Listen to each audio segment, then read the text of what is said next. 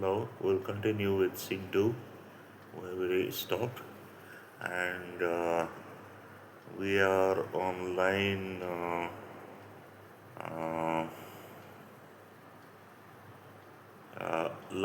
85. So, after Brutus and Cassius, during the conversation of Brutus and Cassius, there is a flourish and a shout from the stadium. People are cheering some event which has happened during the victory games, and Brutus says, "What means this shouting? Why are the people cheering? What is it that is so important that is happening? What means this shouting? I do fear people choose Caesar for their king." So Brutus says that maybe, uh, the people who are gathered in large numbers in the stadium, they're going to crown Caesar as the emperor of Rome on that day. Now Cassius says, "I do you fear it? Then must I think you would not have it so." So Brutus just makes a comment. He merely says, "I'm afraid that this people choose Caesar as a king." But Cassius uh, latches on to that word fear, and he says, "I do fear it." And he says, "Are you afraid of this? Then must I think you would not have it so." He says, "Then it means that you would not want Caesar as emperor of Rome." Brutus says, "I would not, Cassius, yet I love him well." So Brutus says, "I really don't wish that Caesar were to be emperor of Rome, yet, my affection for him is still the same. But wherefore do you hold me here so long? What is it that you would impart to me?" So Brutus says, uh, "Why do you hold me? Why do you make me stay here? What do you want to tell me? What do you want to impart to me? If it be aught toward the general good, set honor in one eye and death in the other, and I look on both indifferently." So if it is for the general good of Rome, if it be anything toward the general good of Rome, if it requires both honor and if there is danger, then I look on both indifferently. Be, I'll, I'll I will conduct myself honorably, even though it be dangerous, if it is anything for the general good of Rome. For let the God so speed me, as I love the name of honor more than I fear death. So he says, if it were for the common good, then he says, I don't mind facing any danger, so long as you know uh, the good of Rome is under consideration. Cassius, I know that virtue to be in you, Brutus, as well as I do know your outward favor. So Cassius says, I know that virtue, I know that you're honorable, Brutus, uh, and I also know what you think of Rome. I, I, I know what you think of the outward honor of Rome. Well, honor is the subject of my story. He says, well, my theme, or what I want to say to you, honor is the theme. I cannot tell what you and other men think of this life, but for my single self, I had as lief not be as live to be in awe of such a thing as myself. So Cassius says that he doesn't know what other men think of this life, what other men think of their lives. But as for his single self, but as for himself, he says, he would not, he would not leave. Does not want to live to be in awe. Awe is a mixture of fear and wonder.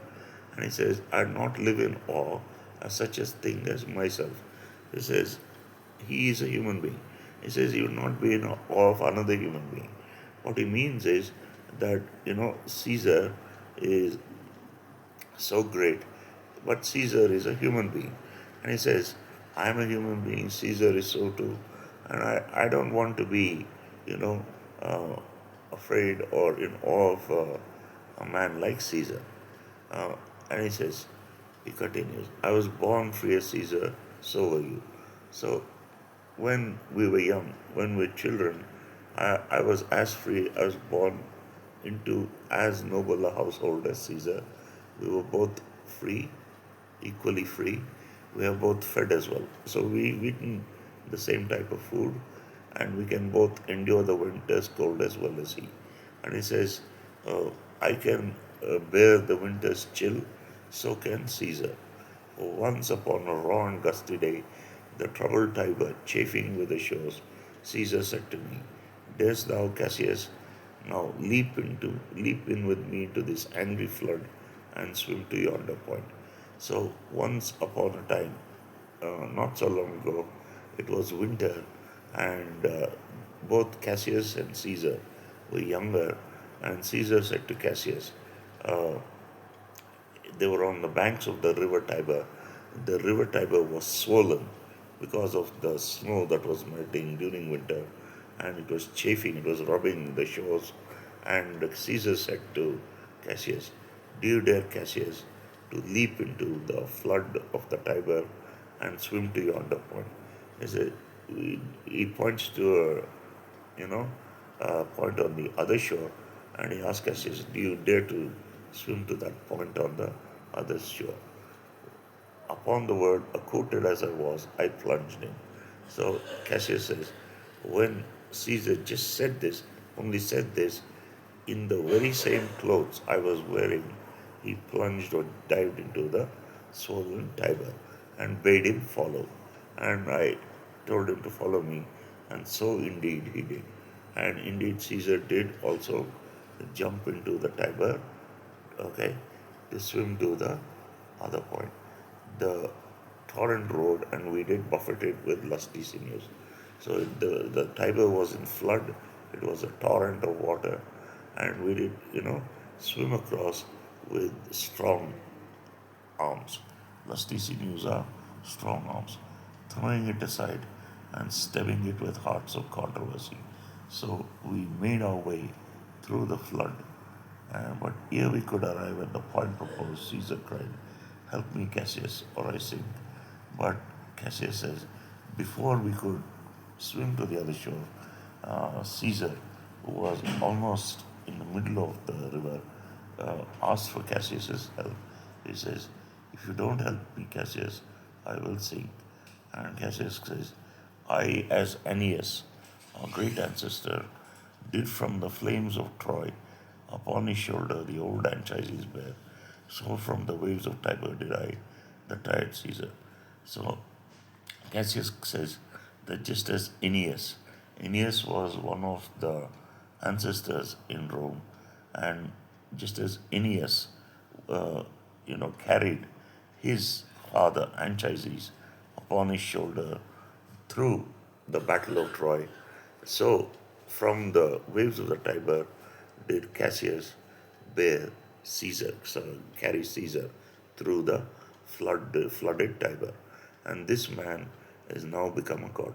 So Caesar, who was once drowning, whom I once saved, has now attained the stature of a god in Rome. And Cassius is a wretched creature and must bend his body if Caesar carelessly but not on him. And now, what about me? Asked Cassius. I am a wretched creature, I am a low person, and I must bow and I must bend my body. I must bow my head, I must bow my back. If Caesar just nods on me, if Caesar just looks on him and nods at him, Cassius has to bend his body in obeisance. He has to pay respect to Caesar. He had a fever when he was in Spain, and when the fit was on him, I did mark how he did shake. So Cassius says that once in Spain he had a fever, and Caesar was an epileptic.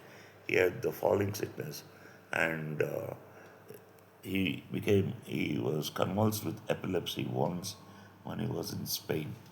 It is true, this god did shake. If Caesar was really a god, how could he tremble under uh, epilepsy? So his covered lips did from the color fly. So his lips lost the color, he became pale with illness, and that same eye whose bent doth awe the world did lose his luster. The same eye of Caesar, whose look uh, makes the world bend before him, that same eye which is so uh, bright, which is so shining, did lose the shine, did lose the brightness when the fit of epilepsy was on him. I did hear him groan, and I and that tongue of his that bade the Romans mark him and write his speeches in their books. Alas, it cried, give me some drink, Titinius. So the very same tongue which told the Romans, to record his speeches, to write what he said in the books, the same tongue said, cried, it says, give me some drink, Titinius, as a sick girl. So Caesar lost the strength, lost his voice, and he begged for a drink. This same epileptic, this same weak, uh, you know, weak need person has now become a god. And Cassius says, ye gods, it doth amaze me, a man of such a feeble temper should get the start of the majestic word and bear the palm alone. So he says that, it amazes him that a man of such weakness, such a weak person, should be at the start, should be at the head of this majestic word of Rome, and he bears the palm alone. He alone bears the crown of victory.